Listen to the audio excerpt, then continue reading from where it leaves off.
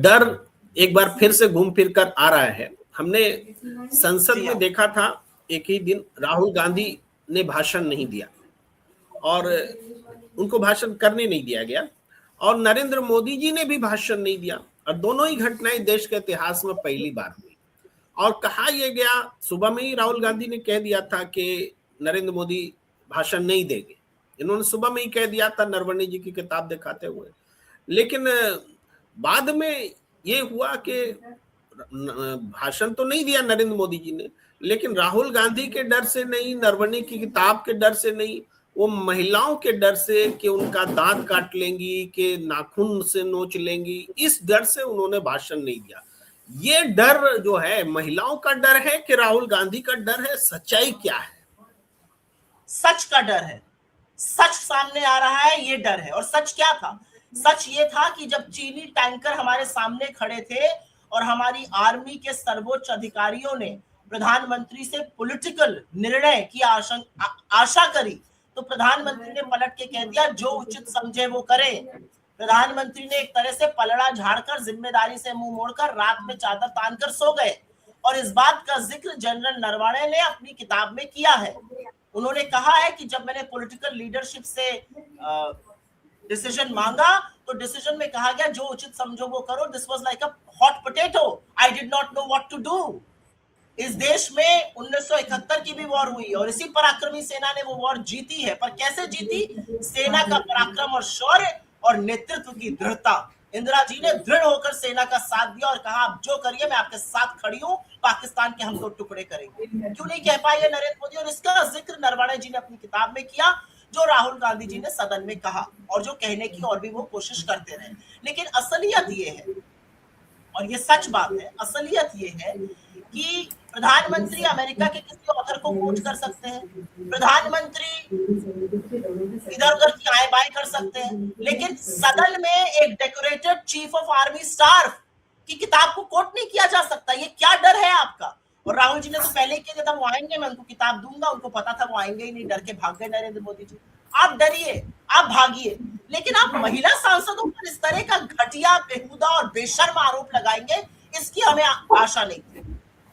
और आप वो काम किससे करा रहे हैं? स्पीकर से दबाव में करा रहे हैं ये काम। ये कितनी घटिया बात है। जितनी मार्जिन से मोदी जी चुनकर आए हैं, 1.5 लाख की मार्जिन से, उसकी चौगुनी मार्जिनों से वो महिलाएं चुनकर आई हैं। कोई 3.5 लाख, कोई 4 लाख की मार्जिन से। जैसे उस सदन के सदस्य आप हैं, वैसे ही उस सदन की सदस्य महिलाएं हैं। आप क्या ये कह रहे हैं कि महिला सांसदें खूंखार है, महिला सांसदें आतंकवादी है? और अगर वाकई में आपकी जान को या आपकी लाइफ एंड लिबर्टी को खतरा था तो उनको अरेस्ट कराइए, FIR करिए उनके खिलाफ। और उसके बाद ये बेशर्मी और ये नंगई करने के बाद देश की महिला सांसदों को ही उन्होंने बेइज्जत नहीं किया। जिन लोगों ने उन महिला सांसदों को चुनकर भेजा, उनकी भी आपने बेइज्जती की। ये महिला सांसदें तो क्या कर रही थी बेचारी? एक बैनर ही लेकर तो खड़ी थी, एक बैनर ही लेकर तो खड़ी थी जिसमें कह रही थी जवाब दो। उस जवाब से आप डर गए, आप नहीं आए, आप भाग गए। जिम्मेदारी से मुंह मोड़ना ये इनकी पुरानी आदत है। मैं इनकी पर्सनल लाइफ में नहीं जाऊंगी, लेकिन एक व्यक्ति का व्यक्तित्व होता है, मैं उसमें नहीं जाऊंगी। और उसके बाद जो मोदी जी ने किया, एक रैली में उसका जिक्र करते हुए कहा सांसदों को आगे कर दिया गया। आपको लगता है महिला सांसदों का अपना दिमाग नहीं है, उनको अपनी सोचने समझने की शक्ति नहीं है? वो 2M दर्जे की नागरिक है कि उनको कोई और आगे करेगा? उनको जो सही लगा उन्होंने किया, जो उचित समझा उन्होंने किया, लेकिन आप वो नहीं झेल पाए। और अगर उनसे आपको खतरा था, आप पुलिस केस कराते। आपने महिला सांसदों का अपमान किया, और अपमान अपने डर के चलते किया। और एक बात मैं यहाँ पर आपसे और बोलना चाहती हूँ। अभी हम चर्चा कर रहे थे डर क्या है, विफल क्यों है। नरेंद्र मोदी जी इजराइल गए, इजराइल में उनको एक पुरस्कार देने के लिए बुलाया गया।